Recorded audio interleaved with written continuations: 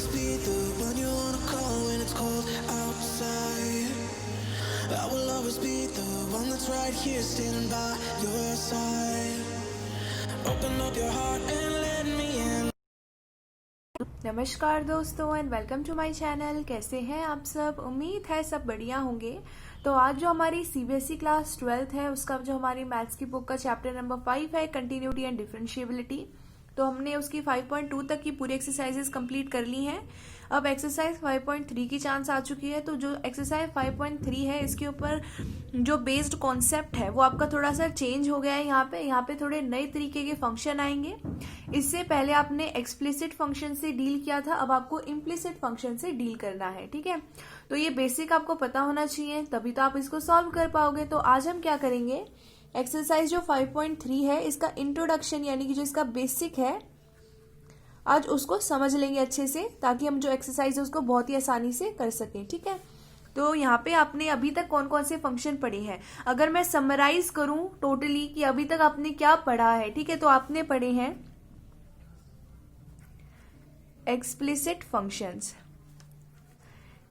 इसके आपने कई अलग अलग टुकड़े देखे थे, जिनमें से एक था कंपोजिट फंक्शन जिसका यूज किया था आपने एक्सरसाइज 5.2 के अंदर।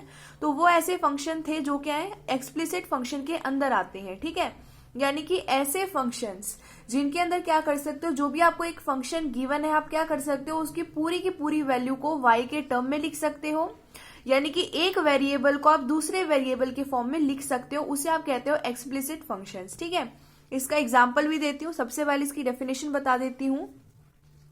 व्हेन अ रिलेशनशिप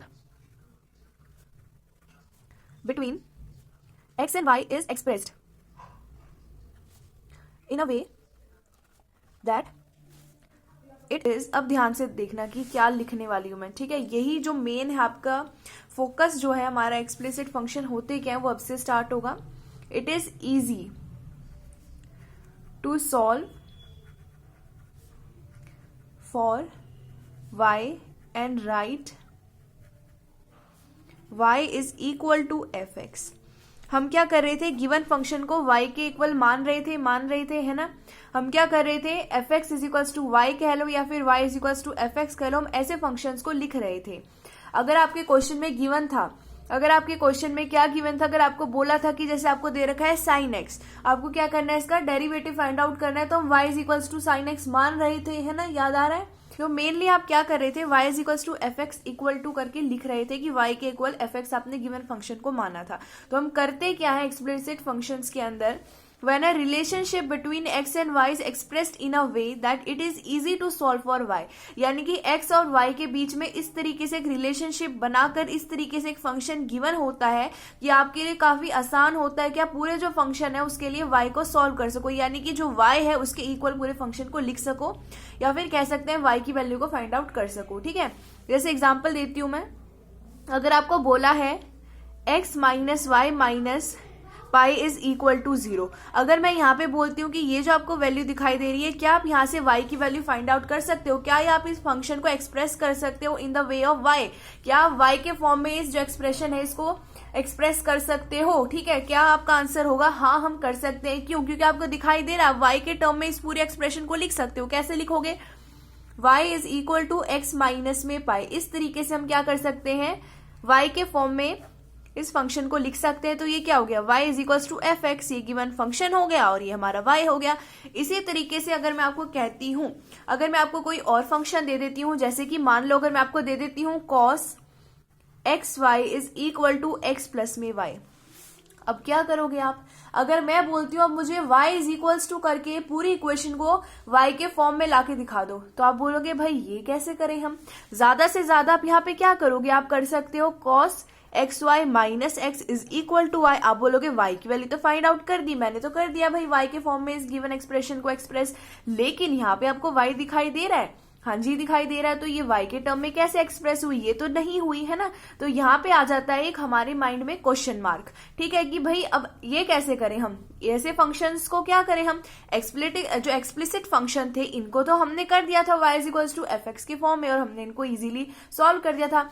जब इस फॉर्म में आप लिख देते हो फंक्शन को तभी तो इसका डेरिवेटिव करते हो y डैश। अब यहाँ पे क्या करें, यहाँ पे कैसे डेरिवेटिव फाइंड आउट करें हम, तो यही जो फंक्शन होते हैं ऐसे फंक्शन जिनको आप क्या करते हो, y के फॉर्म में नहीं एक्सप्रेस कर पाते हो, ठीक है। A function in which dependent variable can not be expressed completely in the independent variable alone, ठीक है। यानी कि दो अलग अलग वेरिएबल दिखाई दे रहे हैं, एक x दिखाई दे रहा है, एक y दिखाई दे रहा है, दोनों क्या है आपके, क्या है ये, एक के ऊपर एक डिपेंड कर रहा है, यहाँ पे तो ये आपस में डिपेंड कर रहे हैं, लेकिन ये क्या है, इंडिपेंडेंट है, ठीक है। यानी कि आप क्या करते हो, ये जो डिपेंड वेरिएबल है, ये आपस में जो डिपेंडेंट वेरिएबल है, इनके फॉर्म में आप क्या करते हो, इसको नहीं लिख सकते हो। यानी कि यहां से आप पूरी की पूरी इक्वेशन को y के फॉर्म में नहीं लिख सकते और ना ही x के फॉर्म में लिख सकते हो, है ना। तो यहाँ पर आ जाती है एक दिक्कत, ठीक है। तो अब भाई हम इनका कैसे डेरिवेटिव फाइंड आउट करें, तो उसके लिए हम क्या करते हैं, यहाँ पे हम सीखते हैं डेरिवेटिव ऑफ इम्प्लिसिट फंक्शंस। ये जो फंक्शन होते हैं जिनको आप क्या करते हो, एक्सप्रेस नहीं कर पाते हो एक वेरिएबल को दूसरे वेरिएबल के फॉर्म में, तब हम उस फंक्शन को कहते हैं इम्प्लिसिट फंक्शन, ठीक है। क्या कहते हैं, इम्प्लिसिट फंक्शन। अभी तक हमने क्या पढ़े थे, एक्सरसाइज 5.2 तक हमने पढ़े थे एक्सप्लिसिट फंक्शंस, यानी कि जिन्हें हम y = fx के फॉर्म में लिख सकते हैं। और अब हम पढ़ेंगे इम्प्लिसिट फंक्शंस, ठीक है। ये काफी ज्यादा इंपॉर्टेंट है क्योंकि एक्सरसाइज 5.3 इसी के ऊपर पूरी बेस्ड है। तो आपको ये पता होना चाहिए कि इम्प्लिसिट फंक्शन क्या होते हैं। इम्प्लिसिट फंक्शन ऐसे फंक्शन होते हैं जिनमें हम क्या करते हैं, एक वेरिएबल के फॉर्म में दूसरे वेरिएबल को नहीं लिख सकते हैं, ठीक है। इसकी डेफिनेशन लिख देते हैं यहाँ पे और उसके बाद उसको भी समझते हैं। अच्छा जी, तो यहाँ पे डेफिनेशन लिख दी है मैंने। A function in which dependent variable can not be expressed completely in terms of independent variable alone. यानी कि आप सिंपल सी भाषा में समझाती हूँ कि एक वेरिएबल के फॉर्म में दूसरे वेरिएबल को नहीं लिखा जा सकता है। जैसे कि x के टर्म में आप पूरी जो फंक्शन है उसको नहीं लिख सकते और ना ही y के टर्म में पूरे फंक्शन को एक्सप्रेस किया जा सकता है, ठीक है। इसे हम कहते हैं इम्प्लिसिट फंक्शन। यानी कि ये बहुत ज्यादा कॉम्प्लेक्स हो जाता है एक फॉर्म में दूसरे वेरिएबल को लिखना। जैसे कि एग्जांपल ये ले लेना, वरना ये भी ले सकते हो। यहाँ पे भी आप पूरे जो फंक्शन है इसको एक पूरे वेरिएबल के टर्म में नहीं लिख सकते हो। जैसे अगर यहाँ y की वैल्यू लिखते हो तो y = आएगा x प्लस में साइन xy। तो ये जो y = ये जो फंक्शन आया यहाँ पे y यहाँ पे, यानी कि पूरी जो इक्वेशन है वो y के टर्म में एक्सप्रेस नहीं की जा सकती है।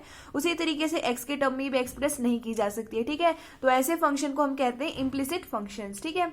तो अब एक नोट आता है, काफी इंपॉर्टेंट नोट है क्योंकि इसका भी यूज होने वाला है आपकी एक्सरसाइज 5.3 के अंदर। 5.3 के अंदर आपको कुछ इनवर्स ट्रिग्नोमेट्रिक फंक्शंस दिए होंगे, तो आपको इनका डेरिवेटिव फाइंड आउट करना पड़ेगा। आपको पता है डेरिवेटिव उसी फंक्शन का फाइंड आउट किया जा सकता है जो कंटिन्यूअस होते हैं। तो ये नोट करने वाली बात है कि हर एक inverse trigonometric function continuous function होता है, ठीक है। इसी वजह से आप उनके डेरिवेटिव को फाइंड आउट करते हो। यहाँ पे आपको ये बताने की जरूरत नहीं है कंटिन्यूअस फंक्शन है, ये प्रूफ नहीं करेंगे हम करेंगे सीधा सीधा फाइंड आउट उनका डेरिवेटिव। और वो कैसे करेंगे, हमें कैसे पता चलेगा, वो तो आपको याद करना पड़ेगा। जो कम्युनिटी टैब है यहाँ पे अब आपको स्क्रीन में डिस्प्ले हो रहा होगा, यहाँ पे आप देख सकते हो मैंने सारे के सारे फंक्शन के डेरिवेटिव आपको प्रोवाइड कर रखे हैं। आपने क्या करना है, आपको जाना है कम्युनिटी टैब के ऊपर और उसके बाद क्या करना है, ये जो आपको लिखे हुए दिखाई दे रहे हैं trigonometric function, inverse trigonometric function के डेरिवेटिव, इनको कर लेना है याद, ठीक है।